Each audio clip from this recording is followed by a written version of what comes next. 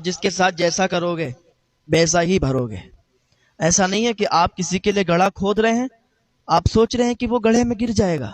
نہیں بھائی، آپ خود ہی گڑھے میں گرو گے۔ کسی کے ساتھ دھوکہ نہیں کرنا چاہیے، کیونکہ شیخ سعدی فرماتے ہیں میں نے وہ انسان کبھی دیکھا ہی نہیں ہے جو کسی کے ساتھ دھوکہ کرے، کسی کے ساتھ دغا کرے اور اس کے ساتھ دھوکہ نہ ہو، اس کے ساتھ برا نہ ہو۔ ہاں، آپ کو چاہیے کہ آپ نیک بنے رہیں، نیک راستے پر چلتے رہیں، لوگوں کی مدد کرتے رہیں، لوگوں کی ہیلپ کرتے رہیں، آپ خود اچھے بنے رہیں۔ ساری دنیا بھی لگ جائے نا آپ کے پیچھے، آپ کو گرا نہیں سکتی۔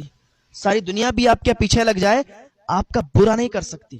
بس آپ اللہ کی رضا پر راضی رہیں، اللہ کا شکر ادا کرتے رہیں، نیک رہیں، سچے رہیں، تو آپ ہی کامیاب ہوں گے۔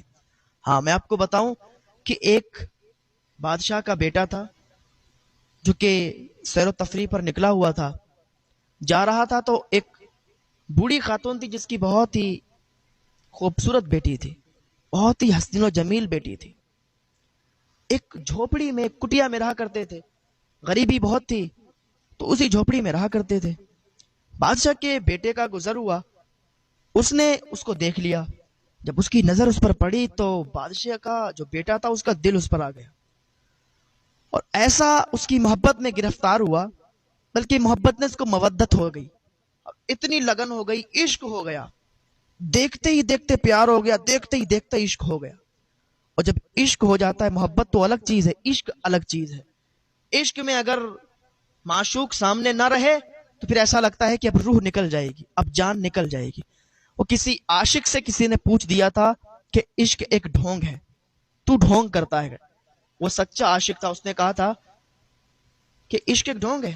نہیں، تجھے عشق ہو خدا کرے، پھر تجھے اس سے کوئی جدا کرے تو اسی کا نام جپا کرے، اسے تسبیحوں پہ پڑھا کرے، پھر میں تجھ سے کہوں عشق ایک ڈھونگ ہے، تو نہیں نہیں کہا کرے۔ تو عشق جسے ہو جاتا ہے تو پھر وہ یہ چاہتا ہے کہ معشوق اس کا ہمیشہ اس کے سامنے رہے، اس کے پاس ہے۔ تو بادشاہ کے بیٹے کو عشق ہو گیا اس لڑکی سے۔ اس نے کہا جلدی سے مجھے میرے بابا کے پاس لے چلو، مجھے میرے باپ کے پاس لے چلو، مجھے اپنے باپ سے بات کرنی ہے۔ باپ کے سامنے آیا لیکن کہنے کی ہمت نہیں ہوئی، اپنے والد سے کہنے کی ہمت نہیں ہوئی کہ میں اس سے پیار کرتا ہوں، میں اس سے شادی کرنا چاہتا ہوں۔ جا کے اپنے کمرے میں لیٹ گیا اور اسی کی یادوں میں، اسی کے خیالوں میں رہا۔ لڑکی اتنی خوبصورت تھی، اتنی حسین و جمیل تھی کہ پہلی بار دیکھتے ہی بادشاہ کا بیٹا فدا ہو گیا۔ صبح ہوئی، رات گزار دی، جاگتے جاگتے صبح ہوئی تو آنکھیں سوجی ہوئی تھی۔